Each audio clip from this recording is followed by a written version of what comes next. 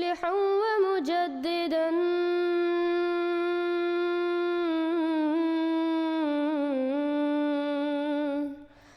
فارنوا بنظر طاهر وجنان. یہ وہ زمانہ تھا جب ہر طرف عیسائی پادری عیسائیت کی تبلیغ کر رہے تھے. ہندوستان میں لاکھوں مسلمان عیسائی ہو چکے تھے. مسلمان علماء اور دوسرے لیڈروں کو توفیق نہیں تھی کہ اسلام کا دفاع کر سکیں اور آن حضرت صلی اللہ علیہ وسلم کے مقام اور شان کو ایسے رنگ میں بیان کریں کہ غیر مسلموں کے منہ بند ہو سکیں. ایسے وقت میں حضرت مسیح موعود علیہ الصلوۃ والسلام نے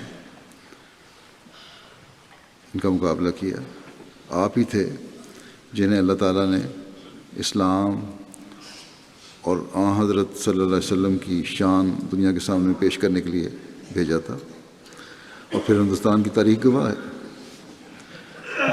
کہ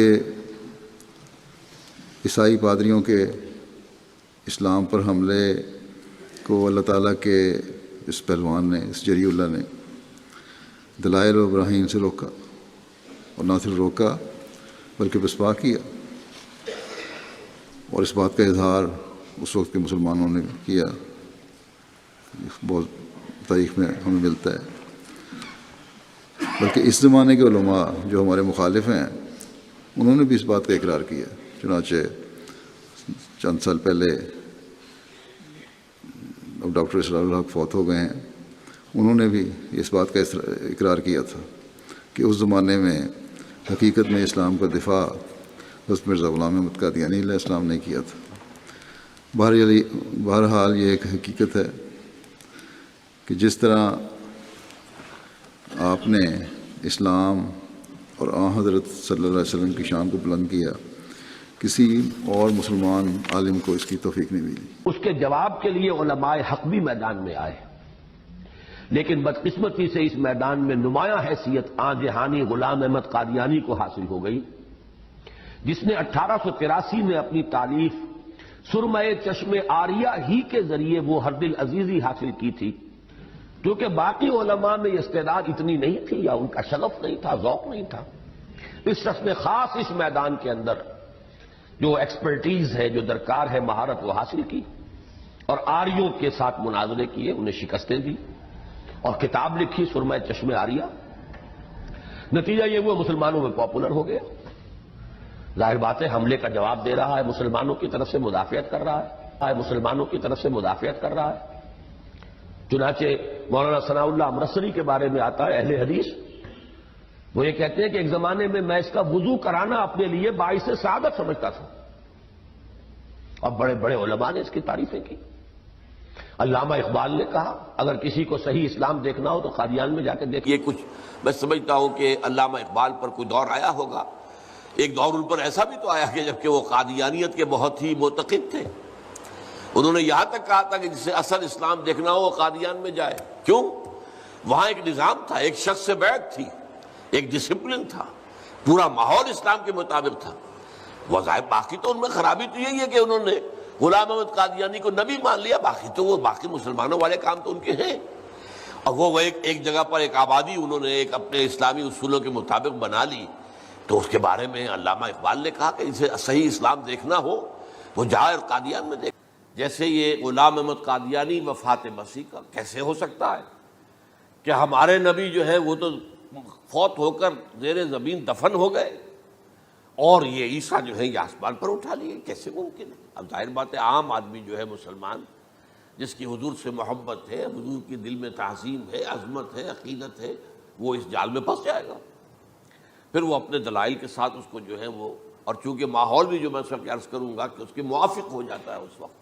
لیکن اسی مسئلے کو لے کر انہوں نے جو جیسا کہ میں نے بتایا تھا وفات ہو گئی، کیسے ہو سکتا ہے ہمارے نبی جو سید المرسلین ہے وہ تو زیر زمین دفن ہو گئے اور یہ جو آسمان پر اٹھا لیے گئے، یہ کیسے ہو سکتا؟ بس اس کے اوپر عام لوگ جو ہیں وہ متاثر ہوئے، اور خاص طور پر وہ سائنٹیفک مائنڈ جو بن گیا تھا. تو چونکہ سائنس کے اس خاکے کے اندر وہ بات فٹ نہیں بیٹھتی، لہذا ان لوگوں نے اس کو قبول کیا۔ یہ ان مسائل میں سے ہے کہ جن کو اٹھایا غلام احمد قادیانی نے۔ ظاہر بات ہے کہ جب اس کے قول کے مطابق حضرت مسیح آسمان پر اٹھائے ہی نہیں گئے تو اترنے کا کیا سوال ہے، نازل ہونے کا کیا سوال ہے؟ میں ذرا برصغیر تذکرہ یہ بات کہہ رہا ہوں۔ ایک زمانہ ایسا تھا، اس کا میں سبب پہلے بیان کر چکا ہوں، آج پھر بیان کروں گا، کہ ایسی باتوں کو قبول کرنے کے لیے ایک خاص فضا پیدا ہو گئی تھی، چنانچہ بڑے بڑے اچھے لوگ، لیکن میں یہ بتا رہا ہوں، اس کی مثالیں دے رہا ہوں کہ یہ اچھے لوگ متاثر ہوں گے۔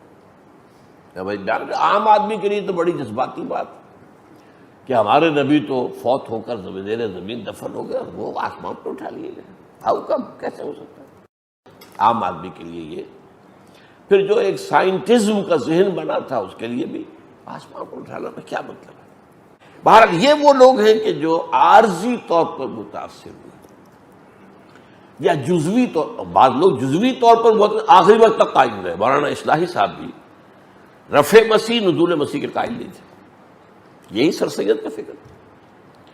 علامہ اقبال نہیں بچا ہے، یعنی یوں سمجھیے کہ میں اسے اپنا مرشد معنوی مانتا ہوں، آپ کو معلوم ہے میرے نگاہ میں جو قدر ہے۔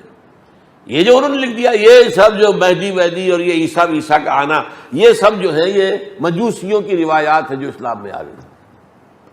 لا حول ولا قوت، اقبال نے کہا ہے یہ سب جو ہے مجوسیوں کی روایات ہے جو اسلام میں داخل کر دی گئی ہے۔ ایک زمانے میں قادیانیت کے بارے میں انہوں نے کہا تھا جسے صحیح اسلام دیکھنا ہو چاہے قادیان میں دیکھے۔ کیوں کہا تھا؟ قادیان میں ایک آدمی بیٹھا ہوا ہے بشیر الدین محمود، اور اس کا تابع ہے، سب اس سے بیعت ہے، نظم ہے، ڈسپلن ہے۔ یہ تو برکت تھی نا اس بیعت کی جو غلام احمد قادیانی نے شروع کی، اور اب بشیر الدین محمود کیا کر بیعت تھی؟ تو بیعت کے نتیجے میں کیا ہوتا ہے؟ وہاں خلفشار نہیں ہوتا، پھر وہ تو ٹھیک ہے، ایک امیر کی بات ہے، آپ مانتے ہیں بھائی، تو وہاں نظم ہے، ڈسپلن ہے، پھر ایک مذہبی ماحول انہوں نے اپنا پیدا کیا تھا جو کہ باقی شہروں میں تو نہیں تھا، وہ ایک محدود ان کی اپنی آبادی تھی۔ تو جسے اسلام دیکھنا ہو وہ جائے، اور آپ کو معلوم ہے ان کے بڑے بھائی قادیانی ہوئے، ان کا بھتیجا قادیانی، تو قادیانیت کی طرف۔ اور ایک زمانہ وہ تھا کہ جو اہل حدیث کے بہت بڑے عالم ثناء اللہ امرتسری رحمۃ اللہ علیہ، ان کی تفسیر ثنائی بہت مشہور ہے، وہ کہتے ہیں ایک وقت تھا کہ میں غلام احمد قادیانی کا وضو کرانا اپنے لیے باعث سعادت سمجھتا تھا۔ یہ بھی تھا۔ دیکھیے غلام احمد قادیانی نے اپنے فتنے کا آغاز کہاں سے کیا تھا یہ سمجھ لیجئے۔ پہلے وہ ایک مناظر تھے، بہت اچھے مناظر، غلام احمد قادیانی۔ آریہ سماجیوں سے مناظرے کیے، عیسائیوں سے مناظرے کیے، مناظروں میں فتح حاصل کی، مسلمانوں کی آنکھوں کا تارا بن گئے، محبوب ہو گیا۔ اس کے بعد اس نے ایک فتنہ چھوڑا، ایک شوشہ چھوڑا، نبوت اور وحی تو رحمت ہے، رحمت کیسے بند ہو سکتی ہے؟ وہی تو انسانوں کی ہدایت کے لیے ہے، انسان ختم نہیں ہوئے، وہی کیسے ختم ہو جائے گی؟ دیکھیے بظاہر یہاں دلیل ہے، اٹ اپیئرس کنونسنگ، بات سمجھ میں آتی ہے، یہیں سے یہ حل مل جائے گا آپ کو۔ کیا وجہ ہے کہ بڑے بڑے اعلیٰ تعلیم یافتہ لوگ جو ہیں اس کا شکار بن گئے؟ دنیا میں ایک ہی مسلمان نام کا سائنسدان جو ہے وہ آیا ہے ٹاپ پر، وہ قادیانی۔ ایک ہی مسلمانوں کا نام رکھنے والا جو ہے وہ international court of justice Hague کا جو ہے جج بنا ہے، وہ کون؟ قادیانی۔ ڈاکٹرز قادیانی، انجینئرز قادیانی، بڑے بڑے۔ کیونکہ یہ عیسائیوں کو جواب دیتے تھے۔ تحریک پاکستان ہی نہیں، خود جو ہے مولانا ابوالکلام آزاد، مولانا ثناء اللہ امرتسری، اصل میں یہ ایک خاص دور تھا جب کہ اسلام کے خلاف ایک تو عیسائی متاثر تھے، یہ خود تھے، یہ غلام رسول مہر اور عبدالمجید سالک احمدی تھے۔ میری اطلاع نہیں ہے یہ۔ بہرحال میں جو عرض کر رہا ہوں وہ یہ کہ جو کام وہ کر رہا تھا اس نے تو عیسائی مشنریز کے ساتھ مناظرے کیے اور انہیں شکستیں دی۔ کس نے؟ عیسائی مشنریز کو ساتھ مناظرے کر کے غلام احمد نے انہیں شکستیں دی۔ اچھا۔ اور ایک زبردست جو ایک وائلنٹ تحریک اٹھ گئی تھی، یہ ستیارتھ پرکاش کا جو مصنف تھا، آریہ سماج، تو آریہ سماج کے لوگوں سے بھی اس نے مناظرے کیے اور انہیں شکستیں دی۔ اچھا، ان دو چیزوں کی وجہ سے علماء کی آنکھوں کا تارا بن گیا. احمد خان نے بھی مولانا سید میر حسن کو منع کیا تھا کہ ان کے ساتھ جھگڑا کرنے کی ضرورت نہیں ہے، ہمیں کیا ان کا جو بھی عقیدہ ہے عقیدہ رہے ان کے پاس، لیکن ہمیں اس سے کوئی غرض نہیں. لیکن سنا ہے کہ آدمی بڑا صالح اور نیک ہے، اور وہ مقابلہ کرتے تھے ان عیسائیوں سے. یہ نہیں، مگر یہ ثبوت موجود ہے کہ وہ متاثر ہوئے تھے، جیسے شروع میں کہا تھا انہوں نے پروگرام سے کہ بہت سے لوگ متاثر ہوئے.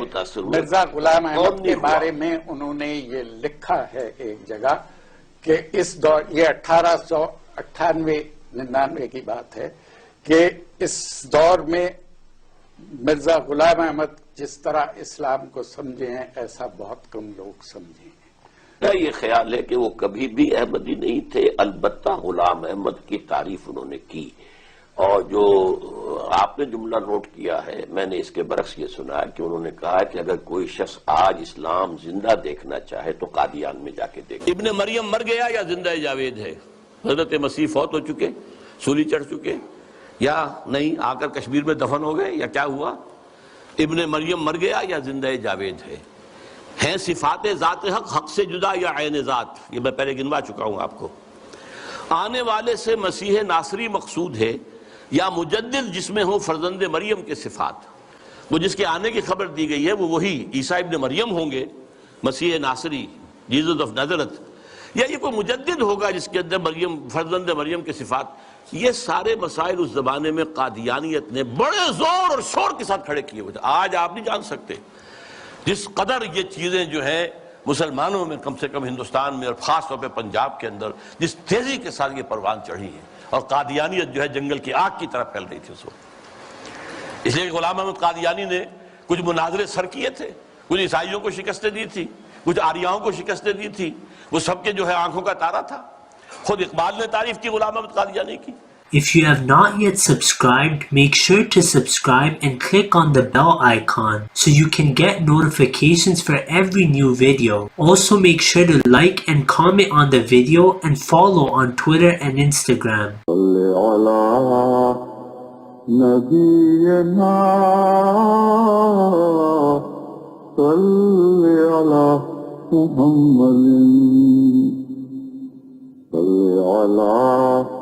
سفينا صل على محمد